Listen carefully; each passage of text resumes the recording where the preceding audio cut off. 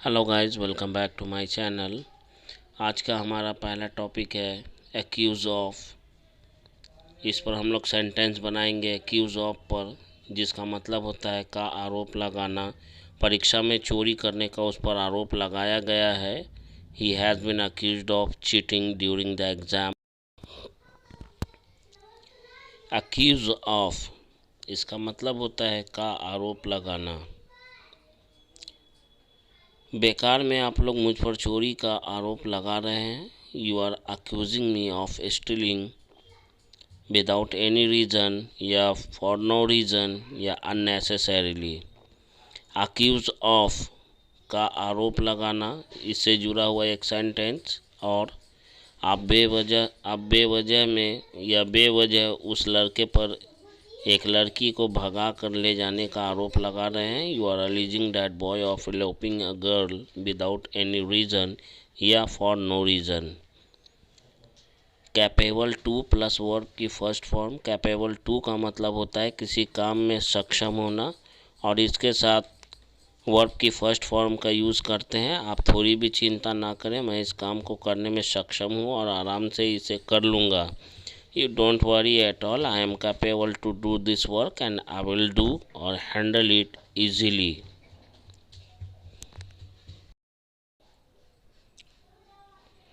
क्या आप अंग्रेजी बोलने में सक्षम हैं? अगर नहीं तो आपको ज़्यादा से ज़्यादा लोगों के साथ प्रैक्टिस करने की ज़रूरत है। Are you capable to speak English? If not, then you should try to practice with people more and more.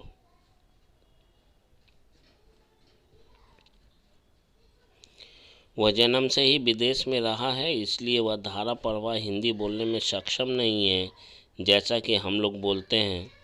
He has been living abroad since his birth, that's why he is not capable to speak Hindi as we speak. He has been living abroad since his birth, that's why he is not capable to speak Hindi as we speak. वह लड़का जो एक गरीब किसान का बेटा है अपने लक्ष्यों को प्राप्त करने में सक्षम है। The boy who is a son of a poor farmer, he is incredibly capable to achieve his goals.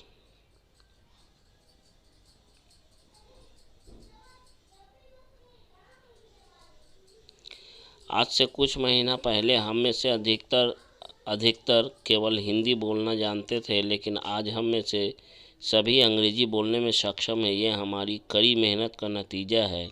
Some months ago from today, most of us knew only how to speak Hindi, but today all of us are capable to speak English. This is the result of our hard work. Some of us का मतलब होता है हम में से कुछ। Most of us माने हम में से अधिकतर।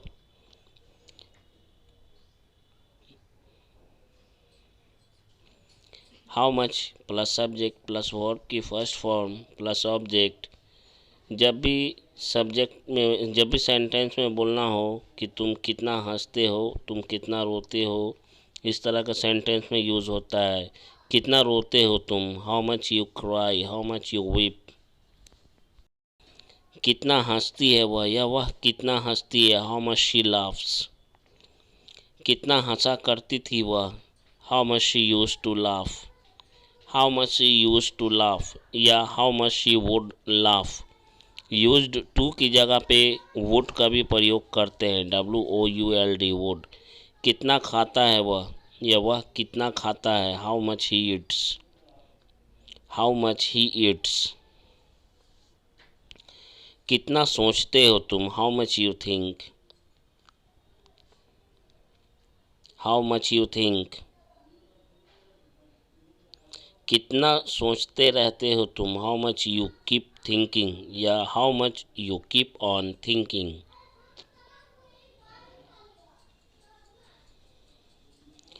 वाइल डूइंग एनी वर्क, कोई काम करते हुए, कोई काम करते करते या कोई काम करते समय।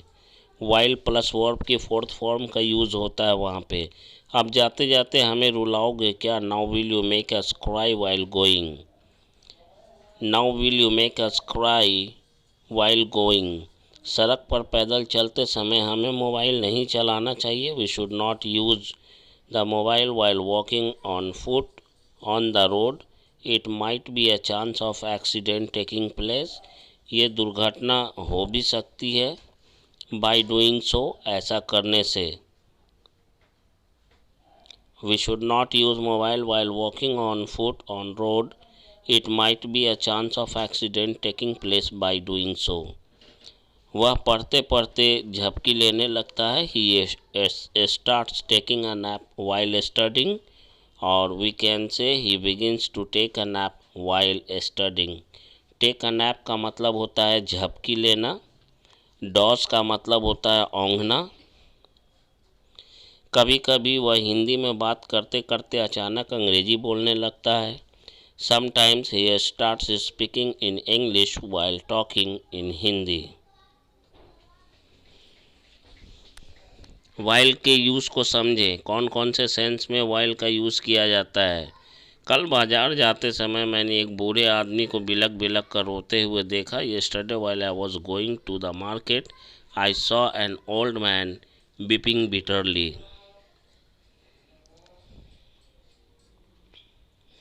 Yesterday, while I was going to the market, I saw an old man was weeping bitterly. कल उससे अंग्रेजी में बात करते समय मुझे हिचकिचाहट हो रही थी। Yesterday, while talking to him या talking with him in English, I was feeling hesitation.